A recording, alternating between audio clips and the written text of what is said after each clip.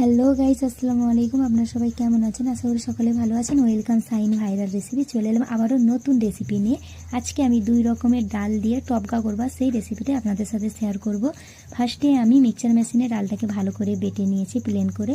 এবার আমি এর মধ্যে মশলাগুলো মাখিয়ে নেব। ফার্স্টে দিয়েছি লবণ, হলুদ, লঙ্কা গুঁড়ো দিয়ে আমি কত সুন্দর করে মাখিয়ে নিয়েছি হাত দিয়ে। এবার এক সাইডে রেখে আমি হাফ ডালকে নিয়ে ভাজা করব, মানে কড়াইয়ের মধ্যে দিয়ে একটু দু সাইডটা একটু ভালো করে ভেজে নেব।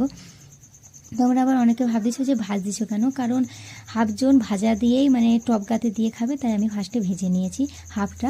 এবার আমি এর তেলের মধ্যে পেঁয়াজ, ঝাল, হলুদ মানে সব মশলা দিয়ে আদা রসুন দিয়ে ভালো করে এটাকে কষে জল দিয়ে একদম ঢাকা দিয়েছিলাম। আর দেখতে পাচ্ছ বন্ধুরা কত সুন্দর টক করে ফুটতেছে, আর এরকমই ফুটবে। তারপরে আমি কাঁচা যে ডালগুলো সেগুলো হাতে একটু একটু করে আমি দিয়ে দিয়েছি, দিয়ে আবার ঢাকনা দিয়ে দিয়েছি। কিছুক্ষণ পরে ঢাকনা খুলছে, আর দেখতে পাচ্ছ বন্ধুরা কত সুন্দর মিষ্টির মতন ফুলে উঠছে।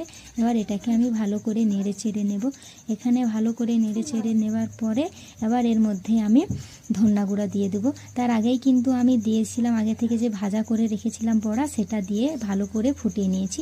এবার এটা পুরো দুটোই রান্না হয়ে গেছে। এবার এর মধ্যে আমি ধন্যা গুঁড়ো দিয়ে রেখে দিয়েছিলাম। দেখতে পাচ্ছ বন্ধুরা কত সুন্দর হয়েছে। তো কেমন লেগেছে আমার এই ভিডিও কমেন্ট করে জানাবে। চলো দেখা হচ্ছে নেক্সট ভিডিওতে।